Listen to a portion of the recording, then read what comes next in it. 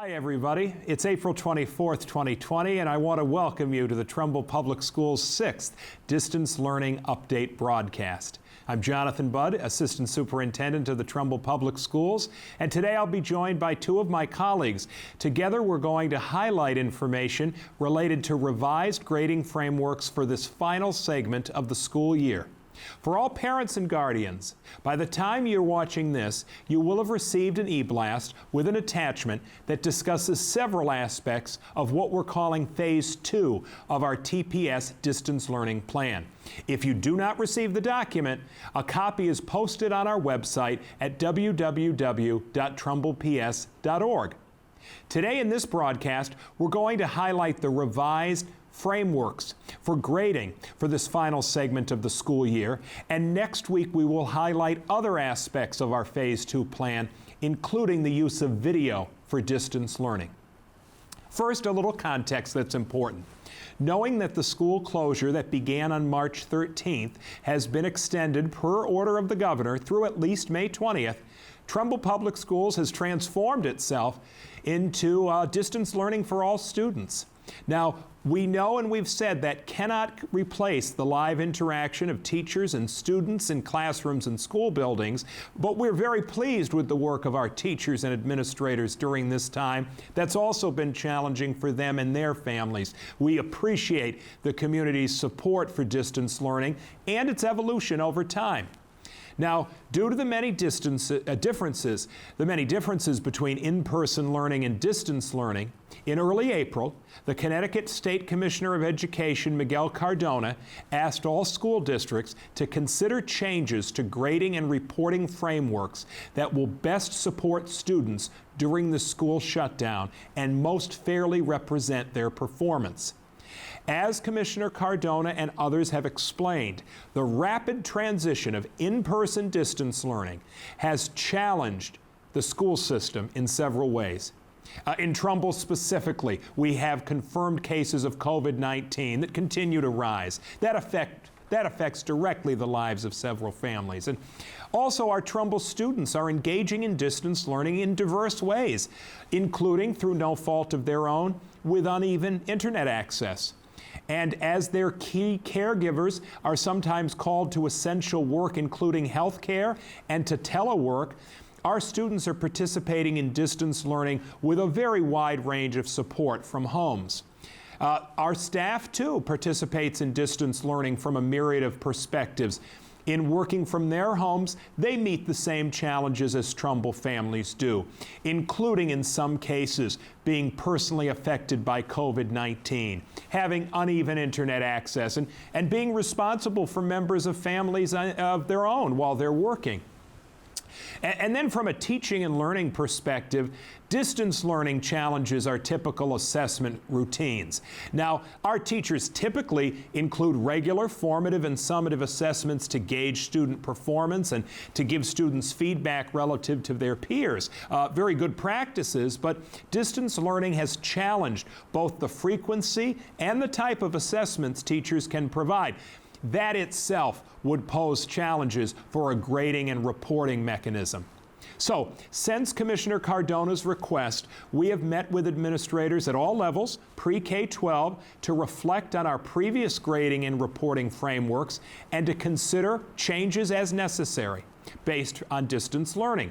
Our administrators have met with department chairs and teacher leaders, to solicit their feedback, and Superintendent Iasagna and I have participated in conversations with the Southern Fairfield County Superintendents Association and the Connecticut Association of Boards of Education.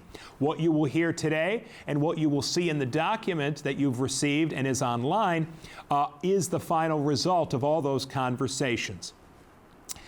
We first had to establish some important guiding principles, and these are what they are. First, any grading and reporting framework should be equitable, serving the needs of all students. Second, it should respect the social and emotional health of students for whom distance learning poses unique academic challenges. 3, our revised framework should not disadvantage our students relative to students from other districts to which our students are often compared. Fourth, we should recognize the differences of each grade level. Fifth, we should respect students and families' efforts to engage in distance learning in several different ways under challenging circumstances. Sixth, we of course want to reflect best practices in relation to instruction, assessment, and feedback. And finally, where possible, we want to be aligned to trends in the state and in the region. And that explains the multiple conversations we've been having, not just in our district, but with administrators at the state level and in other districts. So we've made appropriate adjustments to the various levels of our system. I'm going to speak directly today about pre-K and grades K to 5. Now, typically at pre-K and grades K to 5, our students receive a standards-based report card that gives them feedback on how a student has done on a scale for every subject area. But our distance learning has emphasized literacy, mathematics, and science. So those will be the focus of this year's Trimester 3 report card. And also, because our teachers are assessing students, but not in the typical fashion, the scale has been narrowed and adjusted.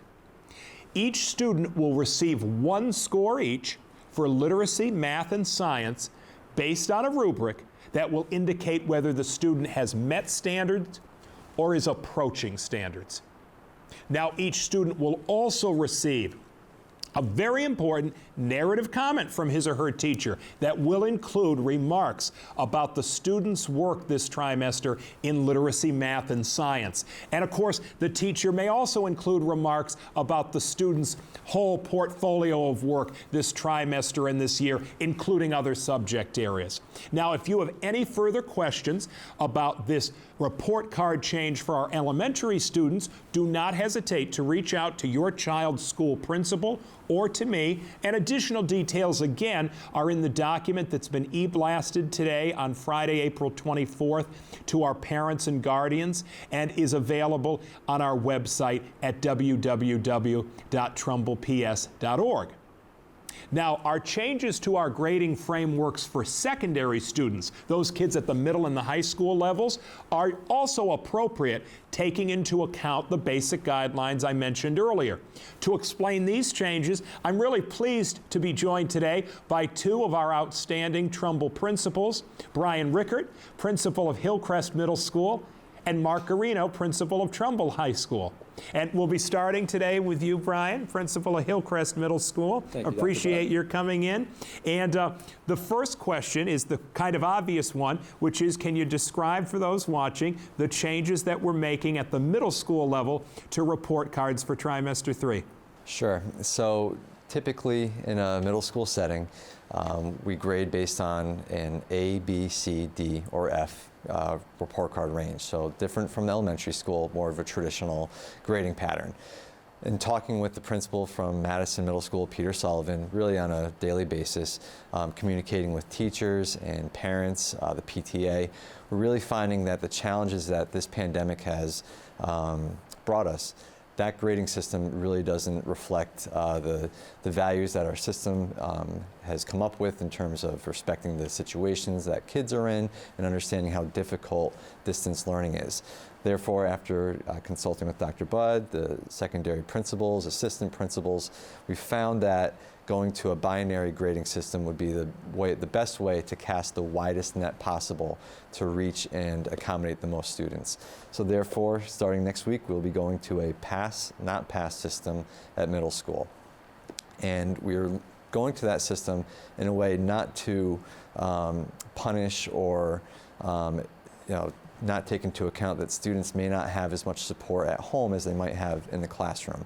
We're very conscious and very sensitive to the fact that every family is in a different situation in terms of how much parental support they have at home and what their responsibilities may be at home as well.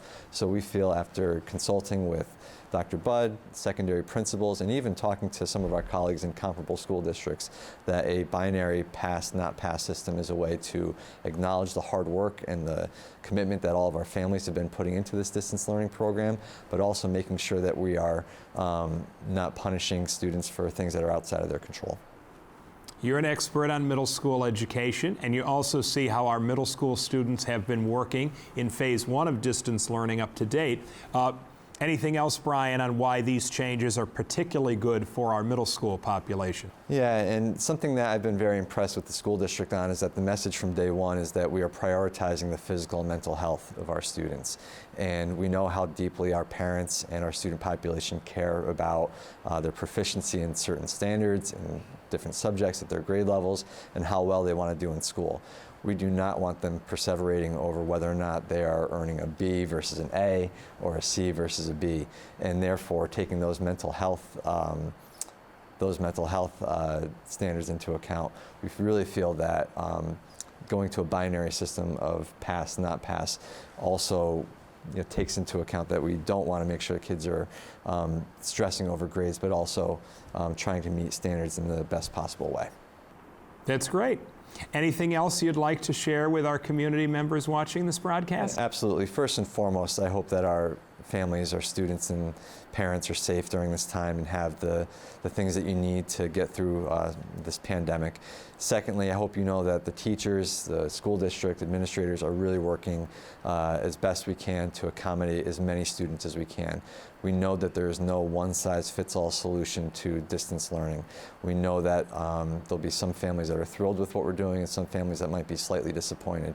But this is really a culmination of communication with as many stakeholders as possible and taking into account every situation that we know about to really make sure we're doing right by our kids.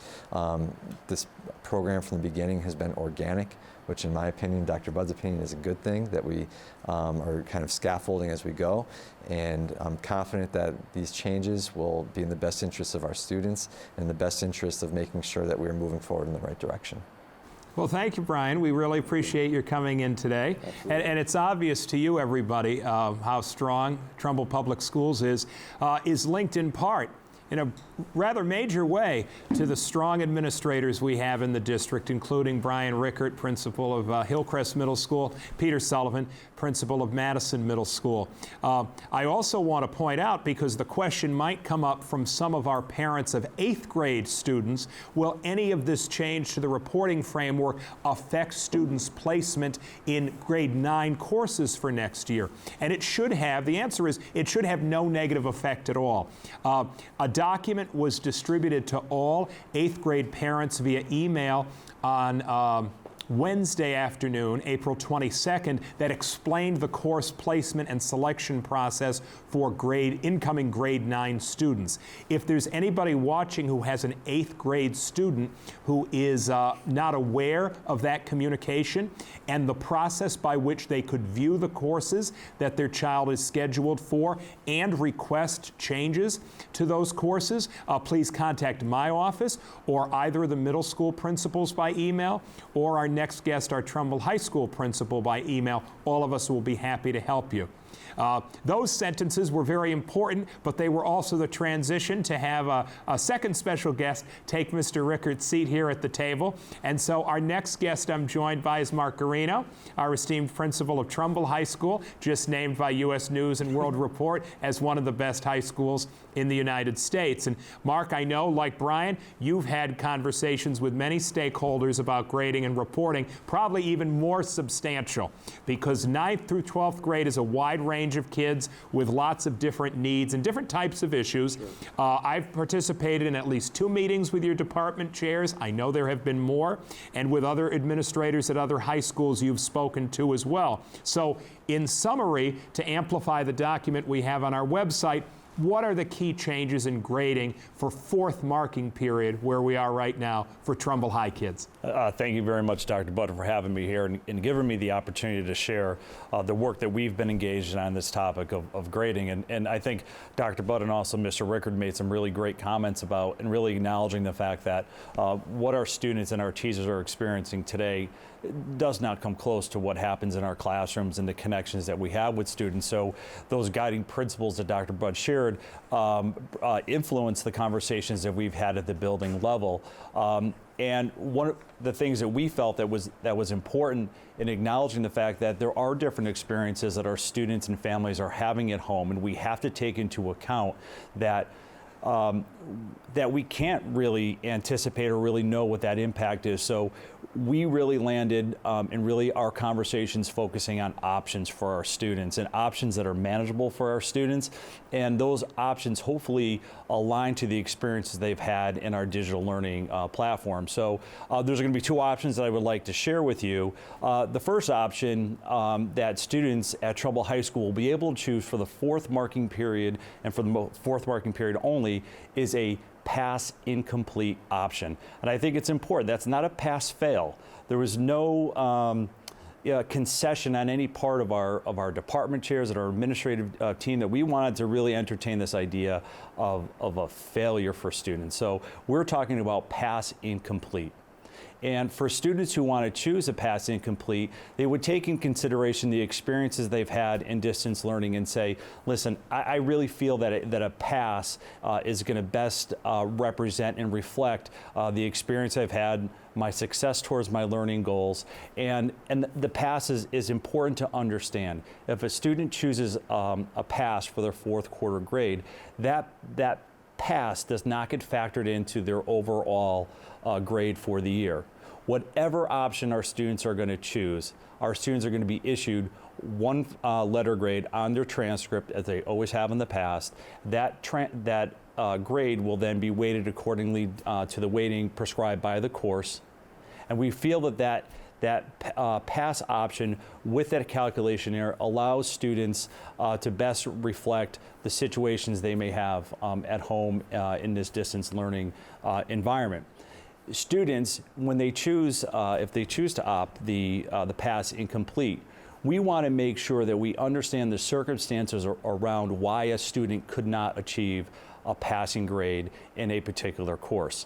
So the incomplete then allows us to work individually with our students, with their families, our school counselors, our teachers, and our administrators to determine how we want to best take a look at that incomplete and hopefully make decisions that are appropriate with students and family input to make sure that incomplete hopefully becomes at some point either a passing grade, and then we can then work on the transcript from that particular point. So it's really, really important to understand that the pass incomplete is the first option, and the second option would be for our students to say, we want to keep the same grading practices that I've done in the past.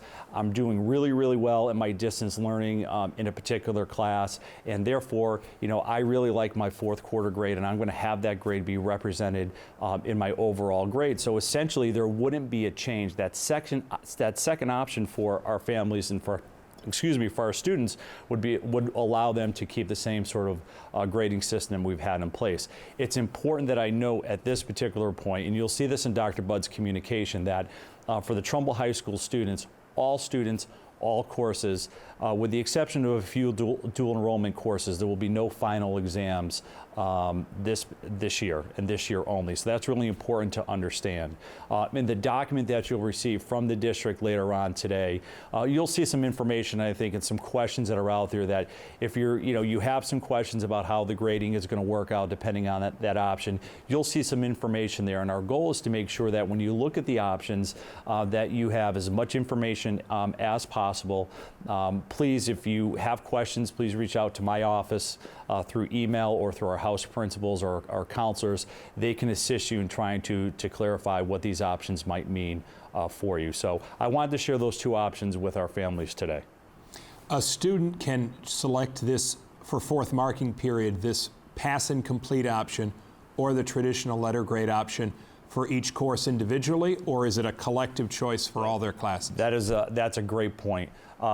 We also recognize that the experiences that students may be having in individual courses for a variety of different reasons may be different. So every student will have the opportunity to choose for each course. It's not a one and done sort of situation. Students will have the opportunity that they want to exercise their traditional letter grade in social studies, but they would elect to take a pass in English, for example. So that's open for all students, and we'll develop a process through our teachers for our students for them to inform their teachers about which option they're going to exercise, and that will be detailed in further communications to our families.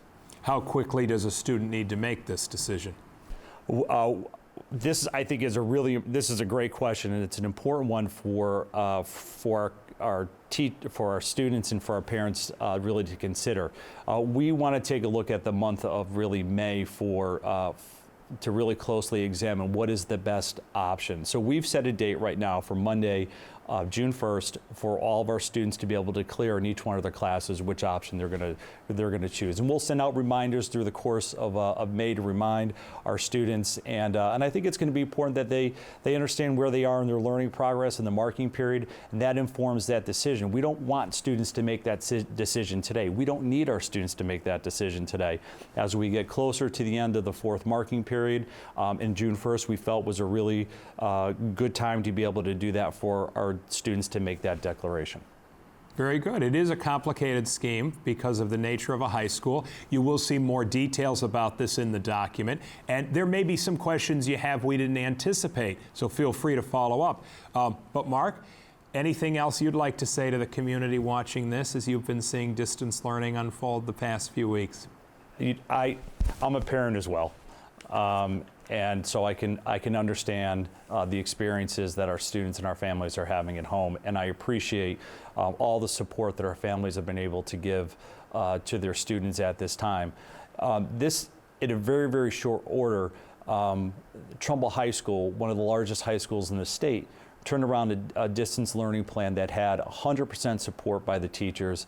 Their commitment has been unparalleled. I'm proud that I have the opportunity to work alongside of our teachers who just want to give the very best to their students, and they recognize the fact that this is not the same of having their students in the classroom. So I want you to know that that commitment of each and every of all of our teachers and our staff is there to support our students at this time. But the most important thing is that our students, our families, and the family members of our families in our community are safe. That's supporting each other. They're trying to stay positive. They're always exercising appropriate social distancing protocols. But at the same time, they also find enrichment and fulfillment and other things that come along during the course of their day. So I just to stay positive, and we'll be back. And I'm positive that when we get back to school, it's going to be a different feeling, I think, for all of us. So thank you. Well, thank you, Mark, and thank you, Bryan, for your earlier comments. I do want to remind everyone, once again, that the document we're referring to, if you're a parent and didn't receive it, is posted on our website, www.trumbleps.org. I also want to remind you there are other details, other aspects of our Phase 2 distance learning plan that we haven't addressed today, such as the use of video for distance learning. You'll see some details about that in the Phase 2 plan, and we'll be back next week with some experts to talk more about that particular topic. I want to end by saying that we could not do these kind of broadcasts without the support of the town of Trumbull, the First Selectman's office, and the great staff who work here in Trumbull Community Television, who seem to do an increasingly excellent job on short notice every single time we request their assistance. I, like Mark and Bryan, want to end by wishing health and safety upon all the students, all the staff, and all the families of the Trumbull Public Schools. Do not hesitate to reach out with any questions or comments you may have. We take them seriously, we integrate them and synthesize them in thinking about how to do right and best for each and every child in the Trumbull Public Schools. Thank you again for watching.